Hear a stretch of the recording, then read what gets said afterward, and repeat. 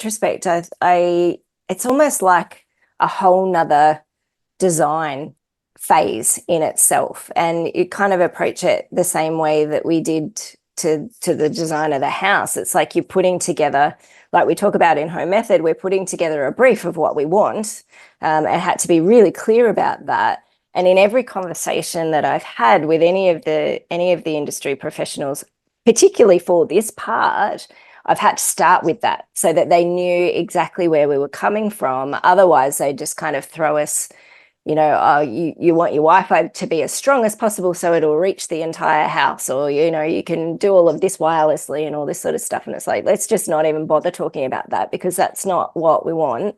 We're actually looking for Wi-Fi points that are as concentrated and as narrow as they possibly can be. And yeah, that's it. I don't want anything else to be wireless.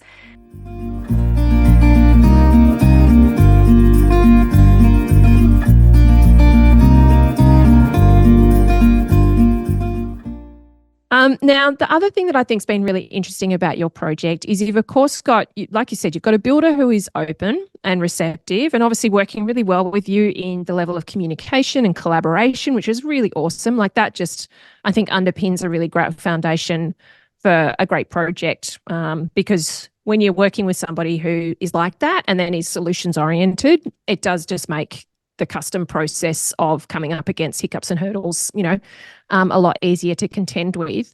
Of course, though, you've had particular things that you wanted to do from a sustainability and a longevity and a condensation management point of view, and you've got a builder that isn't necessarily experienced in doing all of those things, which I know lots of people in the industry are experiencing, because we've had such a massive exponential uptick in everybody needing to upskill for what we've been learning about how buildings perform. Can you talk me through how some of those decisions that you've made about the detailing and the materials and the construction of your home, how you've then navigated that with a team that haven't necessarily done this before, to make sure that you're still getting a good outcome? Yeah. So our build team, so there's a sort of a core team of guys that are on my site, our site, I should say, all the time. So I've gotten to know them really well. And then, obviously we've got the specialist contractors that come in to do different bits and pieces. So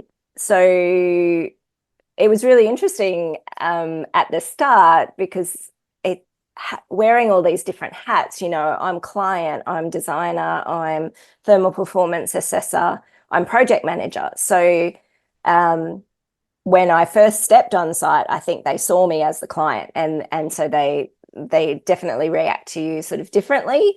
Like you're there to check on things and, that kind of stuff. Whereas they've gotten to know me now, and they're like, oh, thank goodness she's here. I've got all these questions to ask her, So that's been really good. And, because the builder and I are both across everything, when he goes away, he's just like, yeah, call Cindy. So, that's really comforting. To know that there's that level of trust, and he knows that if I'm unsure or I'm never going to make a final call on anything without his input, it's more, exploring things with the team. And if he's not around, okay, well, this is what we think. Let's see what Justin thinks at the end, sort of thing, and he can make the final call. So I think having that trust in how we work together is really important. And then, so working with the build team, it has been a particular learning curve for them in terms of the ventilation cavities and how they're working on this build. It's very different to what they've done before.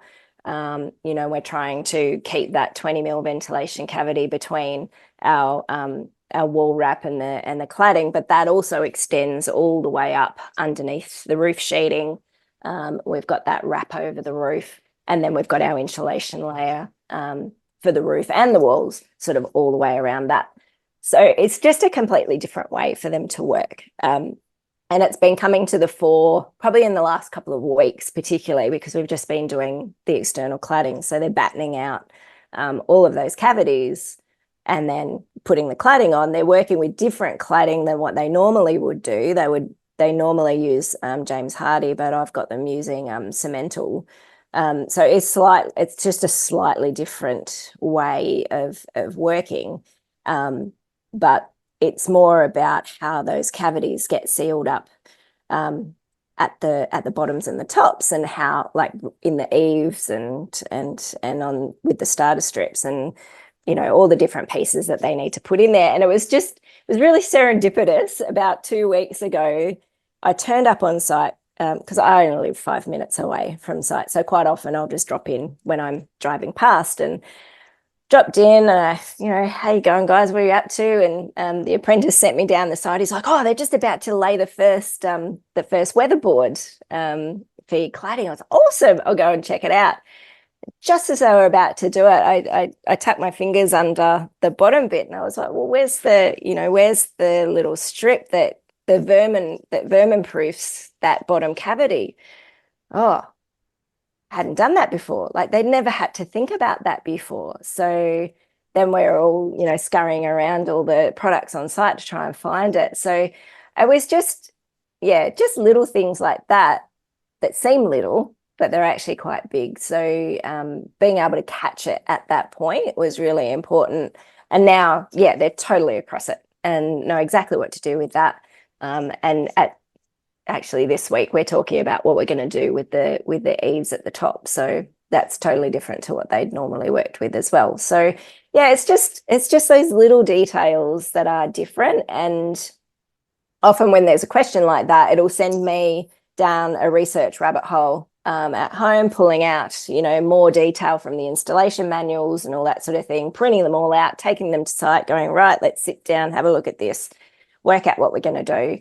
And then we agree and move on from there. So everybody's learning through this process, and they're loving it. Like, they're going to be upskilled at the end of this build, so they're quite happy. Was that vermin proofing little section, was it actually, had it been ordered and they just overlooked installing it, or it had not been ordered yet? I'm actually not sure, to be honest, because I don't know, because I went back a couple of hours later and there was a packet of it sitting on top of the cladding out the front, and I'm not sure whether they just ordered it or whether it was there and we hadn't seen it. But I think, because there's two different ways you can do it. You can just direct fix it to the wall wrap, which is probably what the supplier had assumed that they were doing, and therefore not supplied that. Whereas we hadn't specifically ordered it. So either way, it was only 2 seconds away. All they had to do was give them a call and ask for what they needed, and it was there. So it was just being able to catch that was really important. Yeah, it's really interesting, isn't it? Because I can hear homeowners going, well, how the hell am I supposed to pick that up if I'm not there, or I don't know that it's needed? And I think it then goes to, okay, well, if you don't feel like you're confident enough to, or able to be on site with that regularity, as you said, you are wearing a lot of hats in terms of the professional side of what you're doing and the project management side of what you're doing, as well as the client side. And so then it's a case of, well, it's just got to be detailed in the drawings, and it's got to be detailed in a very specific way, where it's like a 1 to 5 or a 1 to 10 section, and it's got you can see the little vermin channel, and you've got the name of the product, and you've got it in the spec, and all of those kinds of things. So I think too, it's one of those things that, because of your role in the project, there's flexibility, I think, for your documentation to not need to be as significantly detailed as if you were not going to be there, or you were just the client and you didn't have your architect or designer involved and you were just relying on the builder to get it right, versus your ability to be there on a regular basis and go, hey. And I think too, because that happened, they've now gone, all right, okay, what's our next junction that we've never done before that we need to chat with Cindy about and make sure we're getting it right before we do it, so that we make sure we've got the parts, we make sure we're all across the detailing. And that, I think, is a learning curve that any builder needs to have in their business. And it's really good that this builder is thinking proactively like that, so that they can then make sure that, it's not just happening at this detail, but they can get it right in those other details. Yeah, for sure. And I'm already getting questions like that from the build team about, they are starting to think ahead. And what do you want us to do in this corner, or what do you want us to do with this connection between, this material and this material? And I remember having those conversations with Justin at during the design phase. How are we going to, connect these two things up together? And, because I was going to be on site all the time, and we knew that, it was like, well, we'll work that out kind of when we can see it and when we can actually physically work with it. But yeah, it is, I guess it's a luxury in some ways that I can do that, and I'm learning along with them. But yeah, if it was my next project, I definitely will pull those details out and make sure that's all in the construction documentation, so that it's very, very clear how these ventilation cavities and stuff like that will work. Yeah, well, you've always treated this project like it's going to be the opportunity for you to prototype and test and experiment with the things, which is, as a designer doing your own project, is always, there's things that you'll do on your own project that you would never, that a client may not be willing to adopt or explore, and so you being able to do it like that. And I know when we've done our own renovations, there's things that I've gone, no, we're just going to wait till we're at that point, and then we'll be able to see it and touch it and feel it and get a better sense for it, because you do have the luxury of being a professional inside the industry doing your own project to be able to do that. I think that the danger is that some homeowners who aren't professionals treat their projects like that, and the process with their builder doesn't accommodate it. And so if you are, as a homeowner, navigating it like this, and you're thinking, well, I just want to be able to wait until I see it on site and then have that conversation with my builder, then you need to be really frank with your builder before you start that that's what you're going to want to do. Yeah. And then also make sure that you've got the budget and contingency for any potential variations that might happen if you do change a detail that's beyond what they kind of anticipated it would be. So, yeah. So I think it's really lovely, the collaborative relationship that you've created with your builder, and that you are treating this like, okay, what do I need to learn from this project to be better? And that the builder's doing the same thing in terms of navigating future projects. With the wrap, the ProClimate, was that the first time that they had wrapped a building like that? Yeah. Yes, and funnily enough, ProClimate brought out a product, well, they advertised it about 2 weeks ago, that's a kind of clear protective sheeting that you can put over your yellow tongue flooring to protect it from the weather. I'm like, that would have been fabulous last year. I know, I saw that come out, and I was like, this is somebody thinking we need to actually, these frames are sitting out in weather for it's different. It's funny, isn't it? You look at like the grand designs in the UK, where they are literally barrel, like they don't start when they know that they're not going to have enough runway before winter. And, and I think in Australia, we just go, well, it's just sunny all the time and we'll just build when we build, and nobody's going, let's actually look at the weather and make sure that we're going to be at a particular stage. So, but I do know, like, a lot of passive house builders that I speak to, or builders that use those ProClimate wraps, they do work very, very quickly to get their house to wrap up stage, so that they can get the wrap on, and then they know that it's got some weather resistance, and that's literally the scheduling is about racing to that point. And so I think this builder, now that he's seen this, I think he might, it'll be really good to see if that's how he starts approaching future projects. So with the ProClimate wrap, obviously ProClimate has a strategy where they sell through a lot of builders and those kinds of things as supplies.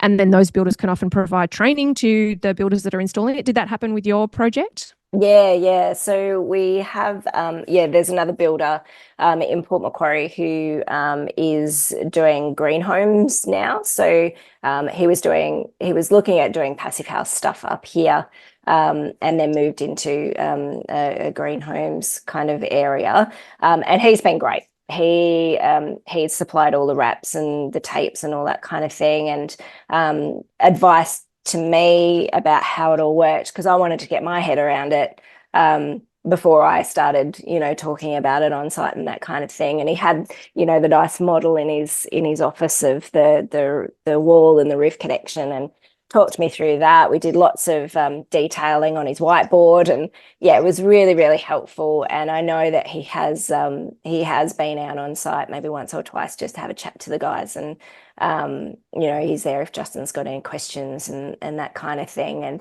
he was super interested in what kind of windows we had chosen, and just really interested in what we were doing with our project. So it's nice to have a growing community of builders here in the area that are starting to talk about the same things, and we're all trying to work together and upskill each other. So yeah, it's been really good.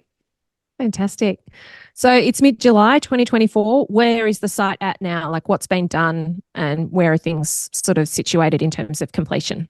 Yeah, well, I was on site this morning, so we've got today was a very productive day. We've got the plumber on site, we had the electrician on site, we've got the tiler on site doing some bedding on the rooftop terrace upstairs, because we kind of got to get all that finished so that we can close up the nib walls up there and get it absolutely watertight, because we still are getting rain. If it rains, we are still getting water in through those walls. So we've got a massive big tarp over the top of it, so it looks like we've got a tent on top of our roof. But the plumbing has pretty much been roughed in, and yeah, the electrician and our smart home designer met on site today. So getting our electrical team together to start work in a couple of weeks to rough all of that in.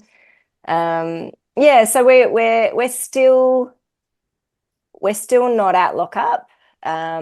We've got a bit of work to do with the windows. There's a few of our timber reveals around the windows that copped a bit of the weather, unfortunately, as much as we tried to protect them.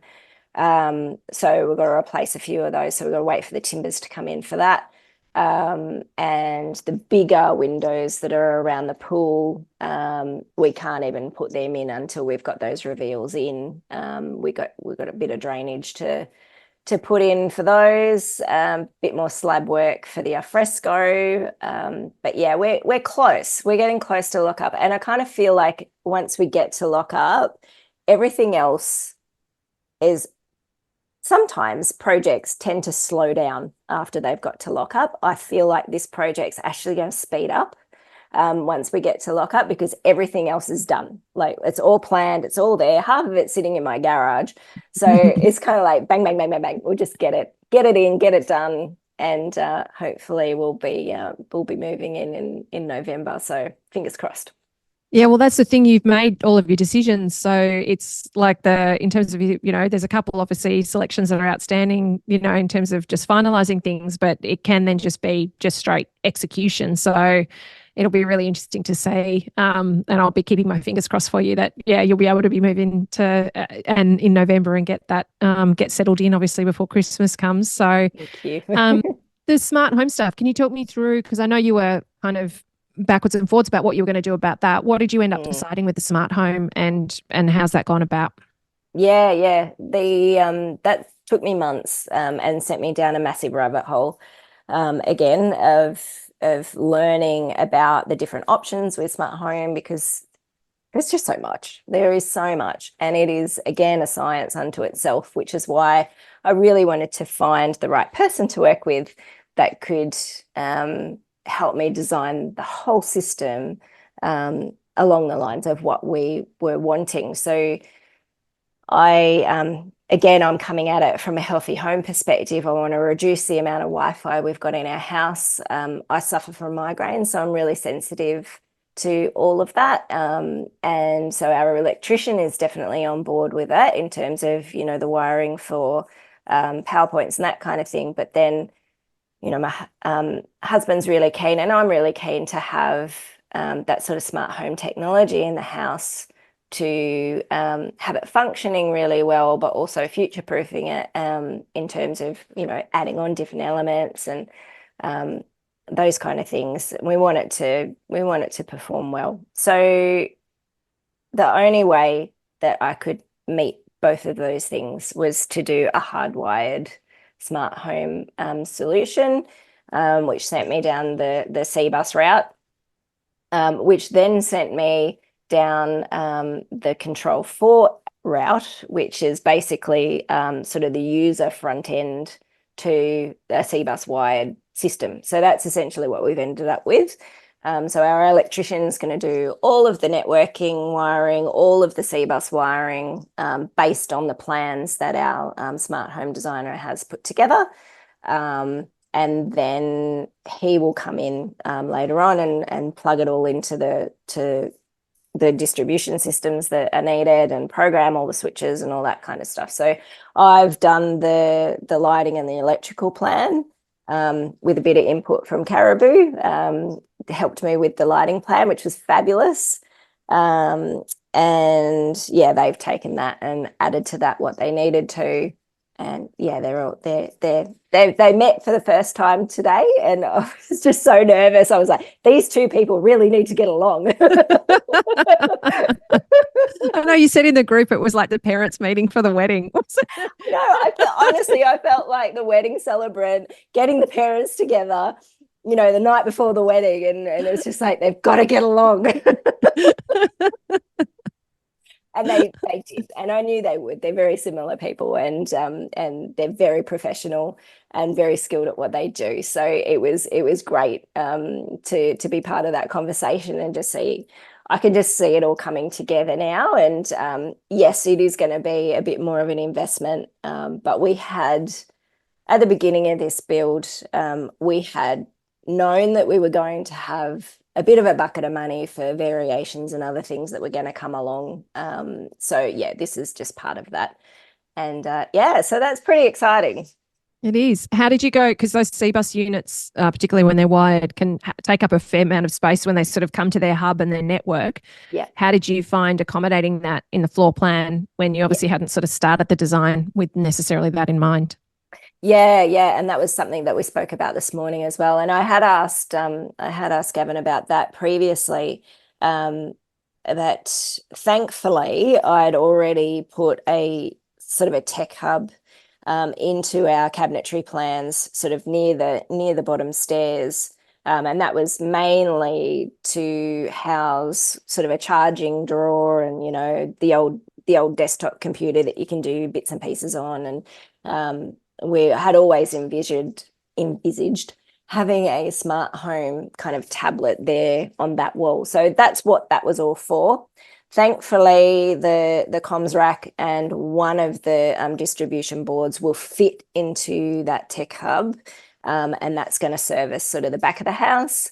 And then the front of the house, which is sort of the other side of the stair void. So that was the other challenging part, was actually getting everything either side of that sort of stair void, is going to sit in the back of the upstairs storeroom, which is where our HRV system is. So I'd already had space up there in mind for that anyway. So yeah, it's just going to sit up there with that. So there is the space, and it's kind of going to follow the same paths that the HRV system ductwork is going to follow anyway.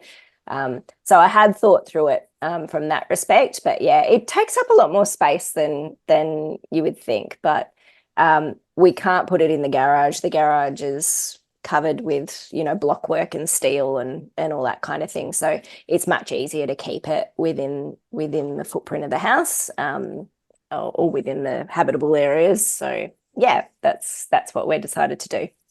Yeah, and I actually see some builders prefer to keep it in the house and have it sort of more readily accessible, so that it's part of the homeowner's kind of experience of the home, rather than being sort of tucked away somewhere that's not visible. So it's I used to work with a builder that I sort of did several projects for over a period of kind of 12 years. He would build houses and then live in them for a while and then sell them. And he was very big into the wired CBus systems. And yeah, he always wanted them kind of in between the living spaces we always had a particular cupboard that then had the vertical shaft and yeah, the design of the floor plan, trying to not sever the floor plan somewhere. You know, the staircases in those homes were always to the side somewhere, so that the CBus system could run vertically and not necessarily need to split. So it's quite an interesting. I think it's, you know, we've talked in Side Home Method about the smart home thing is always a tricky thing, because, you know, you talk about future proofing, and then there's some things that we just don't know what technology is going to do in the future.